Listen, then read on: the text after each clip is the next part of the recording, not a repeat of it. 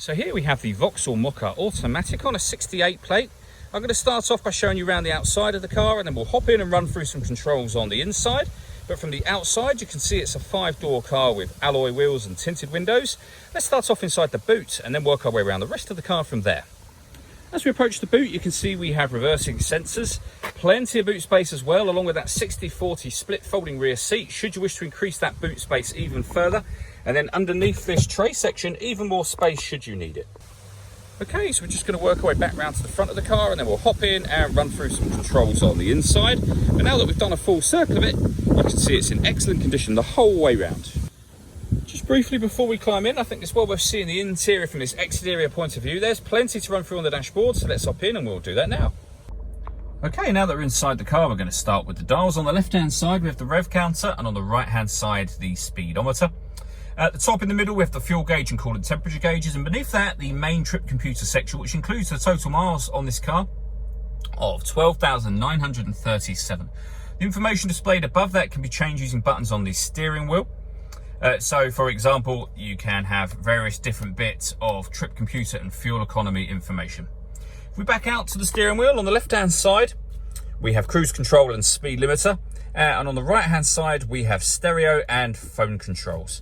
Over in the centre is where you will pair your phone, amongst other things. So you'd hit pair device and follow the instructions on screen from there. You'll see this car's got satellite navigation. There's a full video that shows how this works on both our website and also on our YouTube channel as well. When it comes to music in this car, we have plenty of options in terms of ways to listen to that. So, of course, we have the radio, which you can see just there. We have DAB, we have FM and AM as well. If you listen to your own music, you can do, just hit the media button.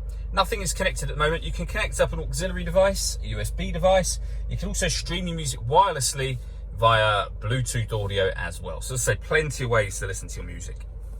Working our way down, we have the dual zone climate control. So you can adjust the passenger temperature, the driver temperature, the fan speed up or down. You can determine what direction you'd like the air to be distributed in. When you're happy with those settings, this button turns the air conditioning off in this case, or back on again. It's on when that light shows, or hit auto. The car will now maintain the temperatures you've asked for by taking control of the fan speed and the direction of the air. You can override that whenever you wish to, and all adjustments show along the bottom of the screen just there momentarily before they will then disappear from the screen. We've also, for those colder days, got heated driver and passenger seats, as well as a heated steering wheel. There are 3 different heat settings on both of those and 1 on the steering wheel.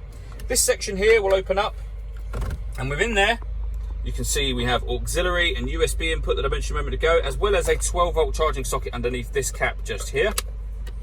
We then have the gear lever for the fully automatic gearbox. The plus and minus button on the top will change gear up and down manually should you wish to use that. All that leaves me to say is thank you for taking the time to watch this video. If you'd like to come and see the car in person and have a test drive, please feel free to call any of our MJA sites. We'd love to hear from you soon.